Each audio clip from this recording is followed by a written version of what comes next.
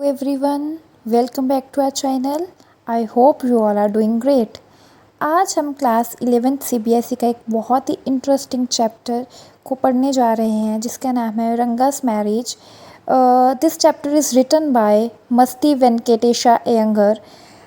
So at first glance ये चैप्टर आपको सिर्फ एक सिंपल मैरिज स्टोरी लग सकता है, but actually it is much more than that. इस चैप्टर के थ्रू ऑथर हमें इंडियन विलेज लाइफ, ट्रेडिशंस और इंग्लिश एजुकेशन के बारे में और ह्यूमन रिलेशनशिप्स के बारे में बहुत ही ब्यूटीफुल मैसेज देते हैं.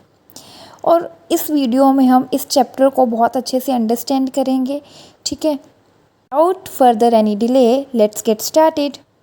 पहले मैं आपको थोड़ा ऑथर के बारे में बता देती हूँ. जो मस्ती वेंकटेशा अयंगर है वो कर्नाटका के एक बहुत ही फेमस राइटर थे. उन्हें ज्ञानपीठ अवार्ड भी मिला है. ठीक है, मिला था उनको. उनकी स्टोरीज़ बहुत ही सिंपल लैंग्वेज में होती है, लेकिन उनमें लाइफ के इम्पोर्टेंट लेसन्स और इंडियन कल्चर की झलक मिलती है. ठीक है, तो हम अभी स्टोरी स्टार्ट करते हैं.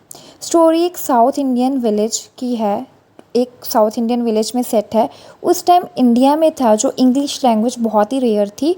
लोगों का मानना था कि जो लड़का या लड़की पढ़कर सिटी से वापस आता है वो अपने कल्चर और ट्रेडिशंस को भूल जाता है. ठीक है, इसी बैकग्राउंड में रंगा की एंट्री होती है. ठीक है, जो स्टोरी की शुरुआत है वो नरेटर से होती है. नरेटर बताता है कि हमारे विलेज में पहली बार एक लड़का जो रंगा है वो बेंगलोर से इंग्लिश एजुकेशन कंप्लीट करके वापस आ रहा है. पूरे विलेज में एक्साइटमेंट थी. सब लोग उसे देखने के लिए उसके घर पहुंच गए. ठीक है, सबके माइंड में एक ही क्वेश्चन था, क्या रंगा भी सिटी जाकर बदल गया होगा. ये सब उनकी थिंकिंग चल रही थी लोगों की. लोग सोच रहे थे कि शायद वो इंग्लिश में ही बात करेगा, एल्डर्स को रिस्पेक्ट नहीं करेगा, वेस्टर्न कपड़े पहन रखे होंगे उसने. लेकिन जब रंगा आया तब उसने सभी को सरप्राइज़ कर दिया. उसने सब एल्डर्स को रिस्पेक्ट दिया, सबसे पोलाइटली मिला, ट्रेडिशनल धोती पहनी हुई थी उसने, बिल्कुल सिंपल और हम्बल था वो. ऑथर बताना चाहता है कि एजुकेशन का मतलब अपने कल्चर को भूलना नहीं होता. अगर एजुकेशन के बाद भी इंसान हम्बल रहे वही रियल एजुकेशन है. ठीक है, नेक्स्ट क्या होता है, नरेटर रंगा से पूछता है अब शादी कब करोगे. तो उस टाइम इंडिया में पेरेंट्स ही मैरिज फिक्स करते थे, लेकिन रंगा के थॉट्स थोड़े मॉडर्न थे. ठीक है, रंगा कहता है कि मैं किसी भी लड़की के पेरेंट्स के कहने पर नहीं शादी करूँगा. मैं उस लड़की से शादी करूँगा जिसे मैं समझ सकूँ और जो मुझे समझे. मैं ऐसी लड़की से शादी करूँगा. ये उस टाइम के हिसाब से बहुत ही मॉडर्न थिंकिंग थी, क्योंकि उस टाइम पे पेरेंट्स से अपने बच्चों की जो मैरिज है वो फ़िक्स करते थे. ठीक है, नरेटर को एक लड़की याद आती है जिसका नाम रत्ना था. रत्ना बहुत ही सुंदर थी, स्वीट नेचर की लड़की थी. वो एक अच्छी सिंगर थी, अच्छा गा लेती थी, इंटेलिजेंट भी थी. उसके पेरेंट्स की डेथ हो चुकी थी, वो अपने अंकल के साथ रहती थी.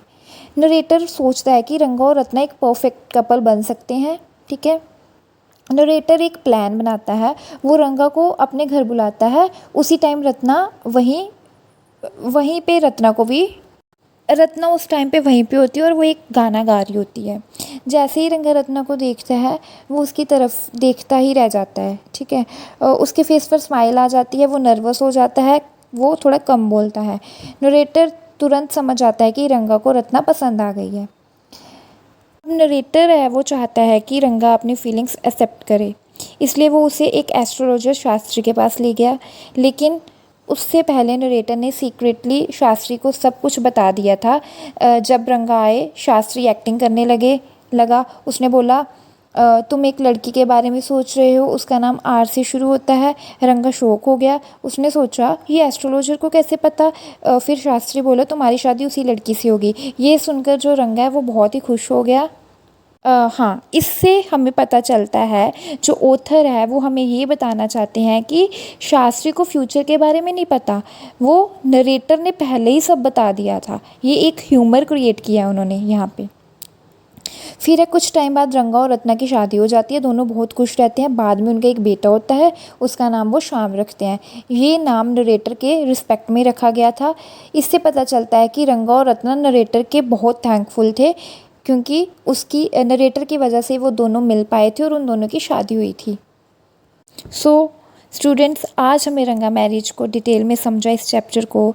इस चैप्टर में हमें क्या क्या सीखने को मिला कि रियल एजुकेशन है जो इंसान को बेटर और हम्बल बनाती है, और लव और मैरिज सिर्फ ट्रेडिशन नहीं बल्कि अंडरस्टैंडिंग और रिस्पेक्ट का रिश्ता है।